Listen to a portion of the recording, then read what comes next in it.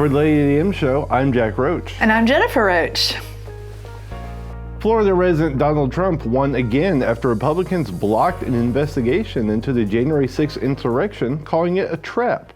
Trump also asked Republicans not to look into his tax returns, his role in the Trump Organization, and the Snapchats he sent his daughter. When asked why, he said, "Because they make me look guilty."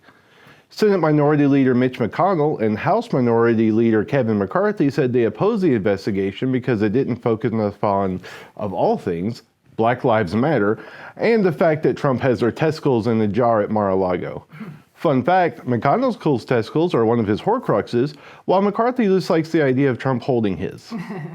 You're not going to believe this, but a Florida man has been arrested on charges he shot at another car because the other driver threw a banana at him, which is ridiculous. Everyone knows the banana is the lamest weapon, and you should hold out for a red shell at least. A Nobel Prize winner says artificial intelligence is coming and will absolutely destroy humans, which is why I always say please and thank you when I ask Alexa to turn on my bidet. In other news, a Texas man is suing Gwyneth Paltrow's company Goop, alleging that one of her vagina-scented candles exploded on his nightstand. Goop responded by saying he used it wrong and didn't follow the warning labels. You know, how guys treat actual vaginas. Now, I'm no candleologist, but one, why is a dude buying a vagina-scented candle? Why is anyone? I love vaginas as much as Jennifer, but I've never heard anyone say, you know what I love about women? How their genitals smell. And number two, warning labels on the... No, let's go back to how desperately starved this guy is for feminine attention. He said, I can't get a woman in my bedroom, but I'd sure like it to smell like a yeast infection. Goodwill is asking people to stop donating trash. The thrift store said they've been overcome with an influx of garbage items, such as couches with tears in them, Barbie dolls with the hair cut off, and vagina-scented candles. I've got a new fear. An elderly man in Austria went to the hospital to get a leg amputated, and the surgeons cut off the wrong freaking leg. The hospital said the mistake happened because when they took off the 82-year-old's pants, no one wanted to look at the geriatric genitals and just did the surgery with their eyes closed. An Indian bride was stood up at the altar, but decided to make the best of a bad situation by marrying one of the guests. It seems she used one of my favorite pickup lines, "You'll do." Worked on me.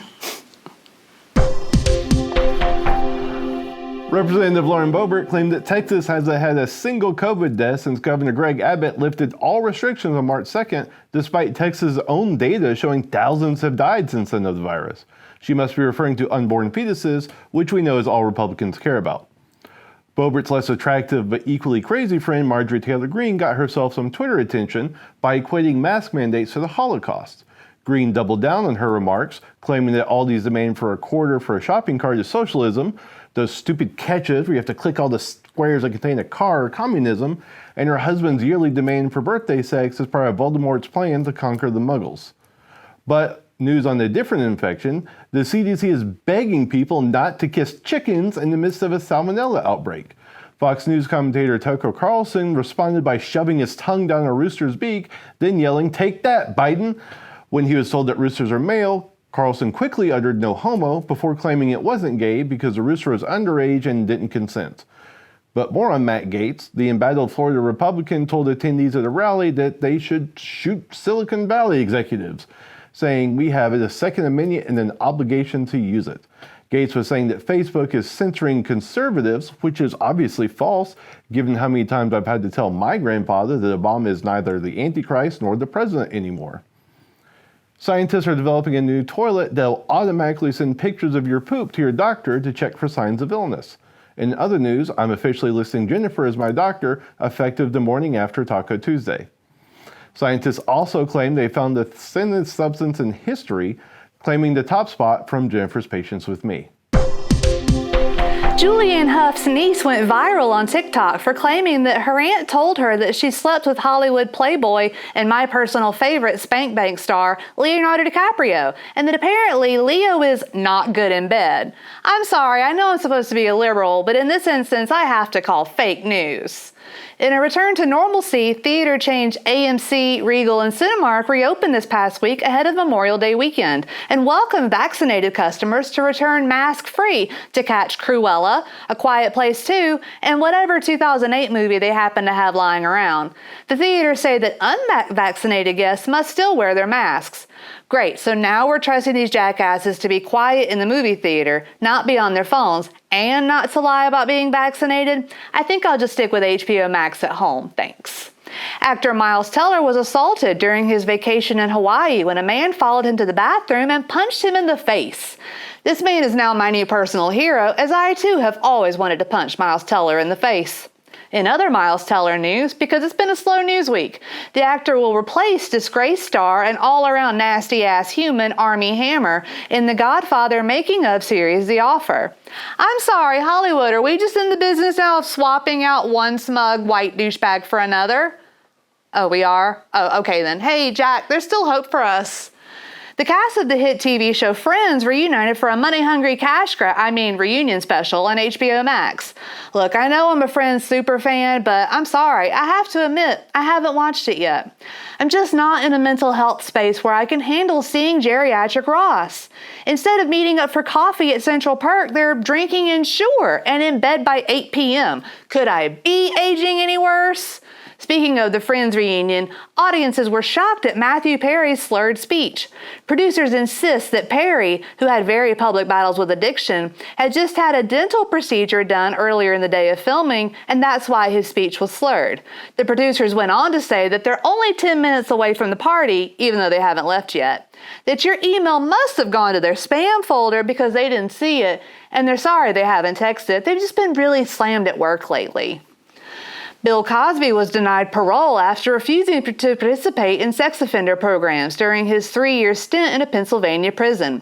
83-year-old Cosby says that pippity-poppity participating in the programs would be akin to admitting diddly-dippity-doo-wop wrongdoing.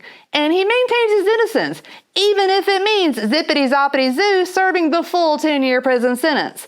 Cosby may just be eager to stay in the prison ever since Jell-O Pudding Pops became the official corporate sponsor of the prison's cafeteria.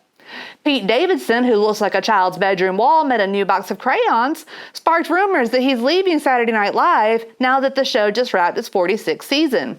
Davidson said in an interview that he's ready to hang up the jersey, to which the rest of the cast responded, "Who's Pete Davidson?" Hannah Waddingham, who played Septa Unella in the TV series Game of Thrones, revealed this week that she was waterboarded during filming for 10 hours, strapped to a wooden table, and called it one of the worst days of her life. Worst? Hannah, my dominatrix charges extra for waterboarding, so I'd say you scored a real deal. Eric Carle, author of the popular children's book on binge eating and purging, The Very Hungry Caterpillar, passed away this week at the age of 91. He will be sorely missed, even if his work did inspire a slew of very tacky babies' first birthday parties, along with a whole mess of eating disorders. Florida residents are finding bundles of cocaine washing up on the beaches. In other news, alligators have achieved land speeds of 80 miles per hour and have been found in nightclubs demanding the DJ play Baby Shark again. Also in Florida, researchers are developing a new jet engine that can reach speeds of up to 13,000 miles per hour. The team said they base the technology on how fast Jennifer comes running when a woman tells me I look cute today. Yeah. For real. Spanish police found a man's body in a dinosaur statue. They claimed the man dropped his cell phone and died trying to retrieve it, but I know the truth. Dinosaurs are among us. Why else would Jimmy Buffett still be on tour? That's mean and true.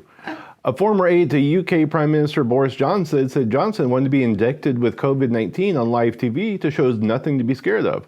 As an American, I have to say, why didn't you let him? Right. Do you have any idea how entertaining it would be to watch someone eat that much humble pie, which in England is made with crow livers? Amazon is getting a bit more unwanted attention with their so-called Amazon mental health kiosks, which provides floor workers with helpful videos about mindfulness, meditation, and why you shouldn't have to pee more than once a day anyway. Next week, we'll tell you how to avoid electrocution while you urinate on a video screen while screaming, "Jeff Bezos must die!" QAnon, the belief that the government is being run by pedophile Satanists, is now as popular as major religions in America, a new poll suggests. While this may seem disturbing, at least American-made religions don't cover up child abuse, unlike those Italian ones. A Texas woman was fired from her law firm after she posted a video of herself climbing into a monkey enclosure at a zoo and feeding the animals flamin' hot Cheetos. Her former employer said that she should know better than to treat these primates as poorly as she treats her children. Still in Texas, lawmakers are considering a bill that would make residents pay for the financial losses incurred by power providers during the catastrophic storm that left nearly 5 million homes and businesses without power and 100 people dead. When asked why taxpayers should fork over more cash over the fatal outrage, spokespeople responded, "Hey, you know we only care about you until you're born." Ted Cruz was unavailable for comment, as I'm not paying the long-distance charges to Cancun. Well, that's all the news for this week, guys. Thank you so much for watching. Jennifer, please tell them what to do. Well, you can like and subscribe on YouTube. And if you don't want to look at our faces, you can find us with the audio-only version wherever you find your favorite podcasts. And your second favorite podcast, but not your third. Until next time, everybody, stay safe, stay sane, and have a great morning. Thanks for watching. Bye-bye.